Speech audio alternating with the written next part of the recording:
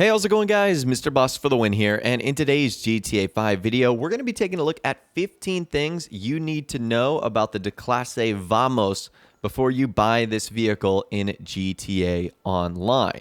So once again, Rockstar have really outdone themselves with all the muscle cars they've added in Arena War, and the Vamos is no exception. This is one of the coolest vehicles that they've ever added in GTA Online. So let's take a look at this vehicle on the in-game website. It's on the Southern San Andreas Super Auto site for $596,000. So it is pretty pricey. It is a two-seater muscle car, obviously, as you guys can see here.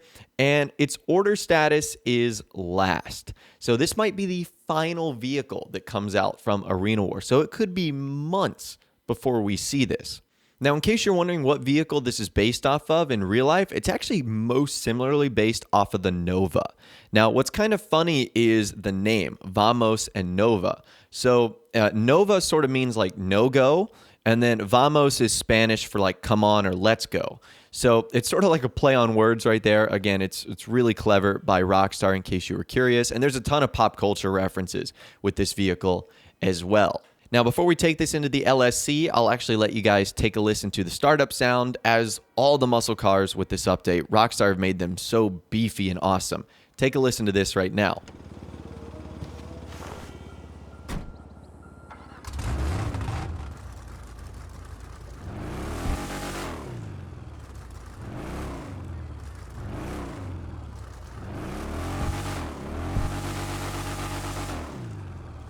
So pretty awesome stuff right there, and the interior is pretty basic, really nothing to write home about, just a standard muscle car interior.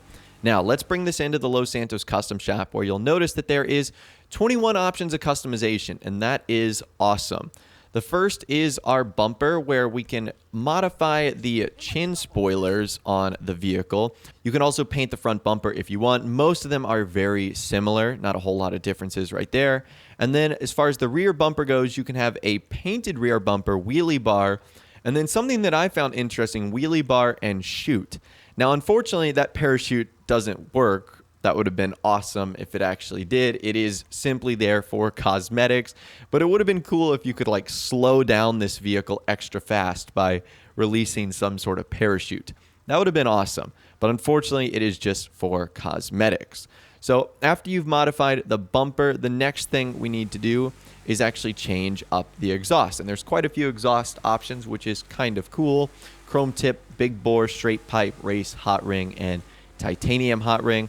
All of them, I think, look pretty cool. There's no like gaps where you would typically see an exhaust pipe missing. So if you want to do side exit or rear exit, it both looks really good. Following that, we have our fender upgrades, where you can delete the trim altogether, which I think looks nice. There's already a lot of chrome on this car, so I went for that.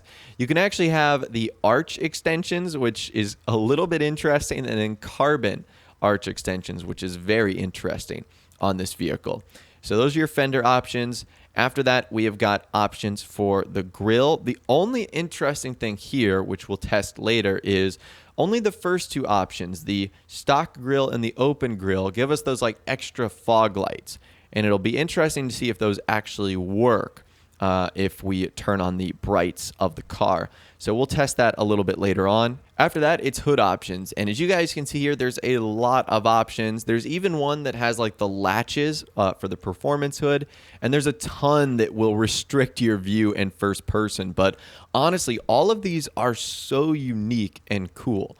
I love how many like bug catcher options there are, how unique they look with the other different hood options. So there's a lot of different variations you can have here. I went with the performance hood because I wanted to test once again if those latches would actually work and hold the hood down as compared to popping up. So after that, we have our liveries. Now, this vehicle has a lot of liveries. It's got 12 in total. So our first livery today is white double stripes. It's two thick white stripes that go down the basically the entirety of the car, the hood, the roof, and the trunk.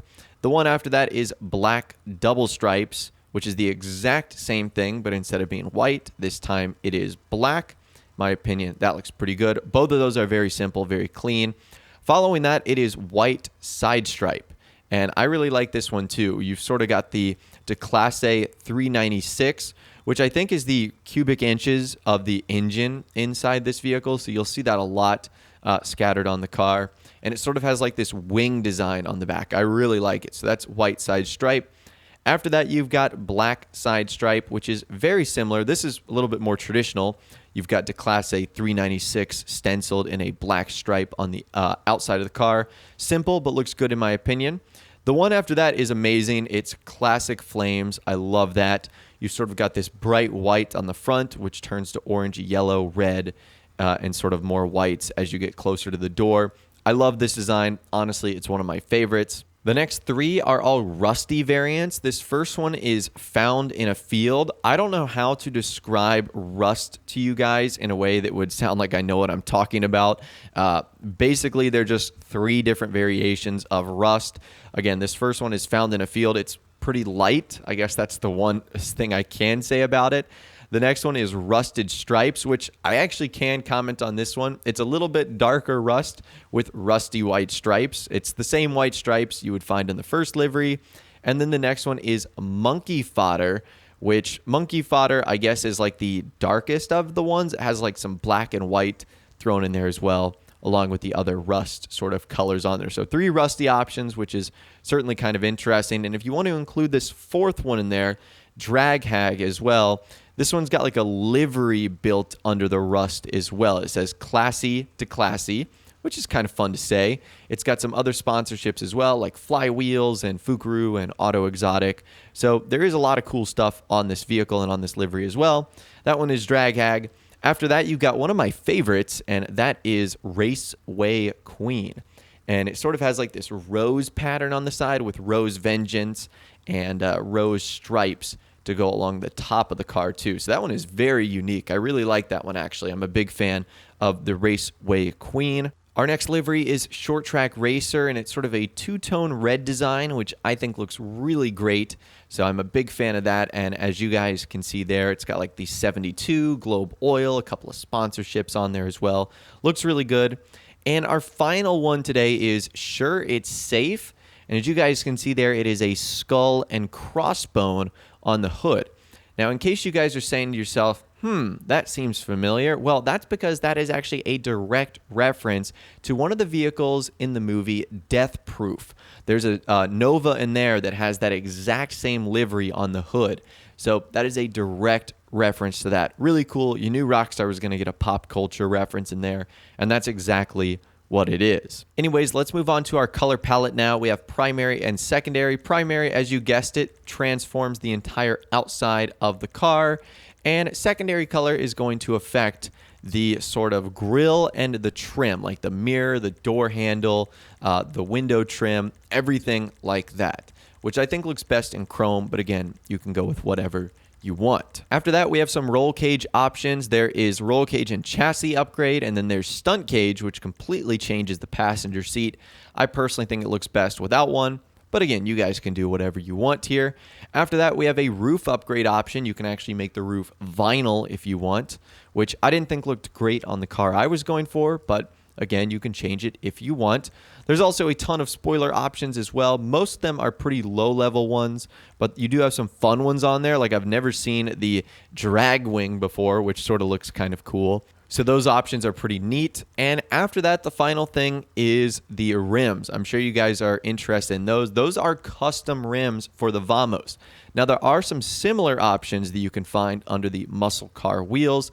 Like, for example, Old School is really close to working really well. And also Farley as well is pretty similar, but we can change these wheels with the iFruit app because they are not chrome, or you can use one of the methods that I showed you guys in my video the other day by going from single player back to online.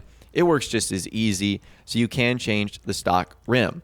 Now, one thing I thought I was going to see on this vehicle when I opened up all the doors was the hood not opening. So apparently the latches on this hood are cosmetic only, as you can open up the hood no problem. It also reveals the engine, which is colored by the primary color as well.